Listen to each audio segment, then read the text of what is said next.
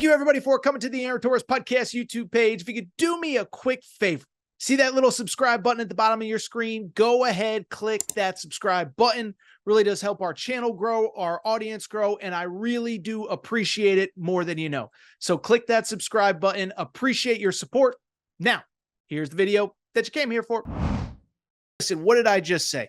College football, every time you think nothing, what could possibly happen, it's not going to be that crazy, we get chaos, and there was no place that was more chaotic than Nashville, Tennessee. Fun fact, I was actually supposed to be in Nashville this weekend.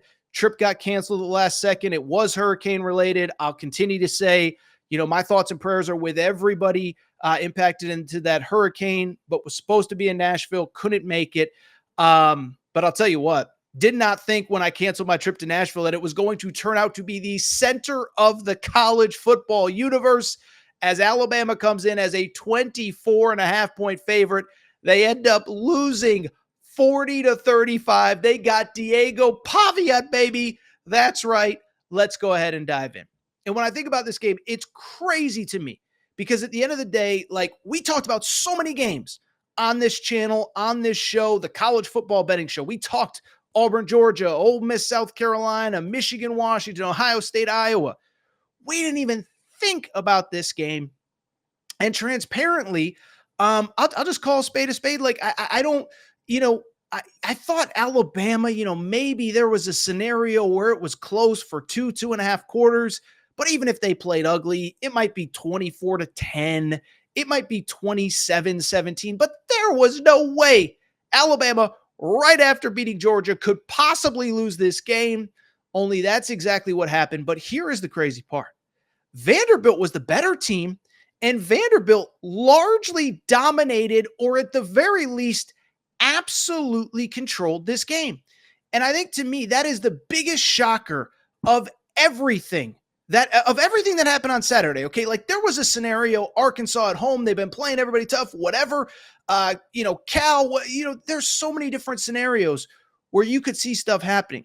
But for Vanderbilt to control a game against Alabama, to make all the big plays, to look like the championship team with championship pedigree, you just could not have seen this coming. But that was the crazy part, right? Vandy scores first, up 7-0. Pick six before you can even blink, they're up 13-0. But all along, I just felt like at some point, Alabama was going to find a way to get back in this game. Took a minute, but they did. After Vandy was up 13-0, early third quarter, it's 23-21. You feel like Bama's made their run. Vandy's taken their bet, Alabama's taken Vandy's best shot. You're golden. It's 23-21. You're good. Then what happens? Vandy scores next. They go up 30-21.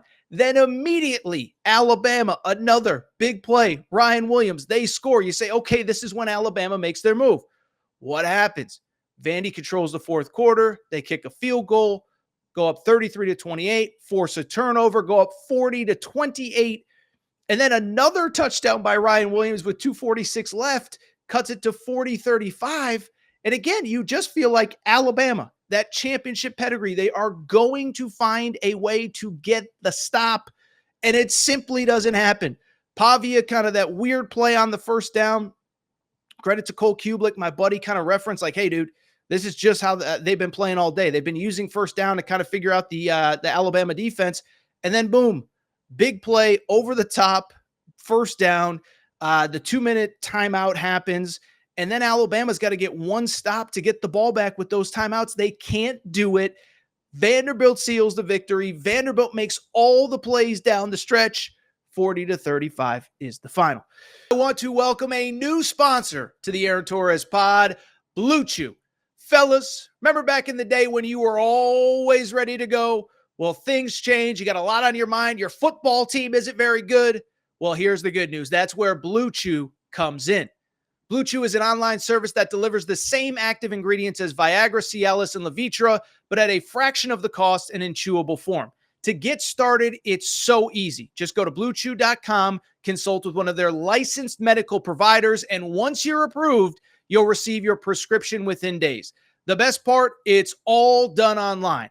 No awkward trip to the doctors, no waiting at the pharmacy, no stink eyes, no raised eyebrows, nothing. Thing is, though, I know a lot of you are probably wondering, Torres, does it actually work? Do you think I need to try it? Well, here's the deal. Try it for a month for free, and I think there will be no turning back, all right? You'll love it. Your partner is going to love it. Your football team may stink, but you'll be rocking like the 85 Bears between the sheets. So go ahead, try it out, and here is the great news. We have a special offer for listeners of the Aaron Torres pod.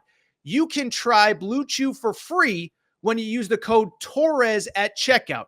All you got to do is pay $5 in shipping. Go to bluechew.com, use promo code Torres at checkout. You get Blue Chew for free for a free month, and you only have to pay $5 shipping. Again, visit bluechew.com for more details and important safety information. Thank you to Blue Chew for sponsoring the Aaron Torres podcast. 42:08, okay? So they control the clock. They keep making plays on third down, 12 of 18 on third down. But beyond that, besides just the small picture stuff, like let's talk about big picture for Vandy. Listen, Clark Lee, I don't know the guy, but it's been tough sledding. And I thought it was cool. You saw him after the game. This is his alma mater. He said, this is the first of many. We've been building towards this. I believe in my guys. But again, to credit the on-air group of Tom Hart and Cole Kublik, they even said, like, look, Clark Lee sat down with us and said, everything I thought I knew about coaching and roster building, I had to reevaluate this offseason. Well, all of a sudden, Vandy is 3-2 right now, and they have the biggest win in decades for that school. Beyond that, the Diego Pavia story is incredible for people who weren't watching the game. The Vandy quarterback came with Jerry Kill from New Mexico State. Okay, this guy's the Alabama killer, okay, because last year's playing at New Mexico State beats Auburn. This year beats Alabama, and he talked about it after the game. One, he swore his butt off, which I got no problem with, but post-game interview with Alyssa Lang, he goes crazy. But the story is pretty cool, right? Mexico State always wanted to play in the SEC, grew up a Johnny Manziel fan, finds his way to the SEC, gets the win here. By the way, easily could have gotten Vandy a win over Missouri a few weeks ago. Unbelievable. So that's the Vandy perspective. They deserve every ounce of credit that they are getting. But let's talk about the Bama perspective, okay? Because there's the small picture stuff, there's the big picture stuff, there's the playoff stuff, the non-playoff stuff, whatever. And we're going to talk about this with Tennessee in a minute. But the good news for Alabama, in a different era of college football, this loss stings so much more, right? Because in a 14 playoff era, it puts you behind the 8 ball. Your back's against the wall. You got to get to Atlanta. You got to win in Atlanta. You basically got to win out from here on out. It's what happened with Bama last year. They lose to Texas early. You think the back's against the wall. They just start winning, get to Atlanta, win the SEC, go to the playoff. The good news is this year, that's not the issue. You can take a bad loss. The problem is if you can lose on the road to Vandy, and it's no disrespect because I just think we're in a world where with the portal and NIL, there isn't that much gap between team 2 or 3 in the SEC and team 13 or 14 in the SEC. But this does completely limit your margin for error. Good news is, you could probably take another loss. You'll still get to that college football playoff. I think there's maybe even a scenario where you could take 2 losses. Would a 9-3 Bama team with a win over Georgia get in? Probably. So the Georgia win helps, but it does shake up some things, right? One, you got to go to Tennessee in a few weeks. That game ain't going to be easy. No Tennessee lost. Get that. Tennessee's still a good team. That place is still really tough to play. We remember what happened there 2 years ago when Alabama played there. But beyond that, it really leaves little margin for error once you get past that. Once you get past this game, you could probably take one more loss. It better not be a bad loss, and like I know I'm all over the place, but there's good news and bad news. In this 12-team playoff era, we don't know what the margins are going to be. Does 9-3 get in? 10-2 almost certainly does. But what if it's 10-2 with bad losses, but you have good losses mixed in? Potentially a great win against Georgia, but a potentially really bad loss against Vandy. So we just don't know. We think it's going to be, everything's going to be okay, but there really isn't a ton of margin for error. And some of those games that, certain teams maybe don't look as good, they're now kind of must wins, right? At Oklahoma. Oklahoma doesn't look good. Can't afford to lose that now. Tennessee, you're probably, if you lose that one, you don't have margin for error anywhere else. LSU, I don't think is very good, but we know how tough a place it is to play. So I could go on and on. The positive is this loss doesn't cripple you, but the negative is you have very little margin for error. I think you got to go 2-1 at Oklahoma, at LSU, at Tennessee, which is obviously going to be a tough task. That's to guarantee a playoff spot. If you don't, then you're kind of on the fringes. But I think the bigger picture is I do think the margin for error for Alabama is a little bit smaller than I think a lot of people thought as a team, right? Because you beat Georgia. And the one thing I'll say, listen, I get a lot of stuff wrong, but I did think, and we talked about it on Monday's show last week. I said, I thought there was a little bit of an overreaction to the Bama win against Georgia. Like, it was incredible. It was awesome. You deserve every ounce of credit for beating Georgia. But it was also a situation where I don't think Georgia's as good as everybody thinks they are. This isn't beating Georgia last year. This isn't beating Georgia in 2022. Carson Beck has regressed. The run game until they played Auburn today has not been very good. And so I don't think that win is I don't want to say it's not going to carry as much weight, but I just don't know that it was as significant as maybe we thought, because I just don't know if Georgia is as good as we thought in the preseason. And by the way, it's not criticism. That's not me trying to like diminish Georgia. I had them to win the national championship this year. I would love for them to be awesome and unbeatable, but that is a reality. I do think we probably overreacted a little bit to the Georgia win last week. And I do think the margin for error for this team is a little more narrow than we thought in terms of what their ceiling as a team is. Listen, you can't blame Jalen Milroe. He was great again, 18 of 24 passing, rushing touchdown. But I was thinking about it. Ryan Williams has bailed that offense out a lot, right? Bailed them out against Georgia. Bailed them out with a big play when they were struggling to move the ball against South Florida. Had a couple big plays against Wisconsin. Now, I'm not saying you would have lost to Wisconsin or you would have lost to South Florida without him, but is there a second receiver that can really make those big plays that you need?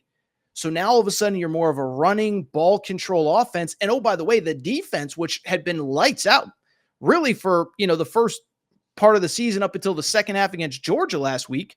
Now you got to reevaluate Georgia. Because I sat there last week and said, wait a second now. I said, you got to credit Georgia for the comeback, but at the same time, let's not make a mistake here. Georgia was in 2-minute offense, 4-down territory, basically the entire second half. Well, now, was Georgia just kind of back against the wall, or are there real holes with this Alabama defense, which gave up 400 yards on Saturday to Vandy? And again, 12 of 18 on third down. They couldn't get Vandy off the field.